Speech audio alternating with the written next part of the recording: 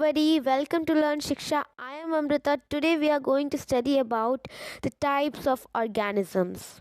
So, as you all know, there are two types of organisms, that is unicellular and multicellular. So, first of all, unicellular. Unicellular is combined of two words, that is uni and cellular. Uni means single and cellular means cell. And what is it?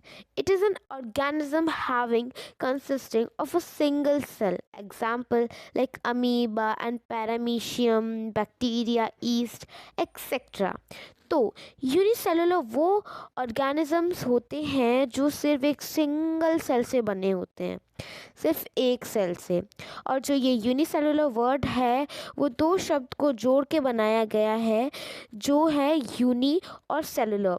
Uni means single यानी कि एक, अकेला, और cellular means cell, and you all know what is cell, the fundamental unit of life.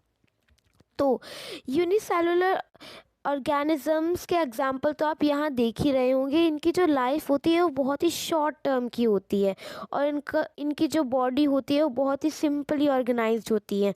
आप लोग यहाँ पे देख ही रहे होंगे इनके डायग्राम्स वगैरह जो यहाँ पे ऊपर कॉर्नर में लगे हुए हैं, कितने सिंपली ऑर्गेनाइज्ड हैं।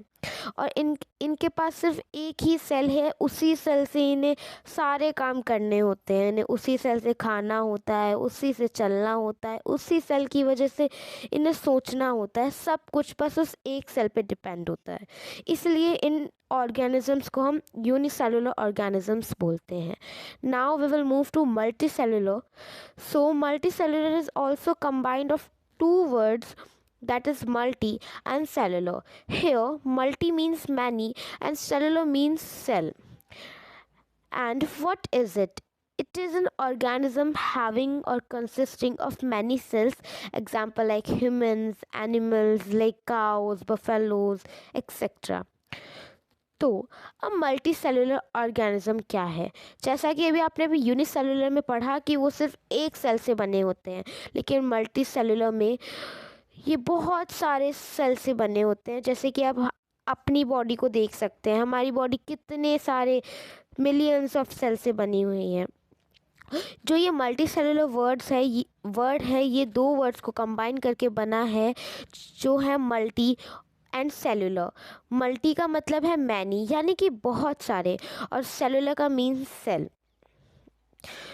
तो जो मल्टी सेलुलर ऑर्गेनिजम्स होते हैं उनकी बॉडी बहुत अच्छे से ऑर्गेनाइज्ड होती है, और उनकी जो लाइफ होती है वो बहुत ही लॉन्ग टर्म की होती है, और उनके बहुत सारे स्पेसिफिक वर्क्स अलग अलग वर्क्स के लिए अलग अलग सेल्स हैं। बट जैसा कि आपने यूनिसेलुलर में देखा कि वहाँ पे सारे कामों के लिए सिर्फ एक ही सेल है। I hope you all understand what is unicellular and multicellular. So in my next video I will explain you the common basic difference between unicellular and multicellular.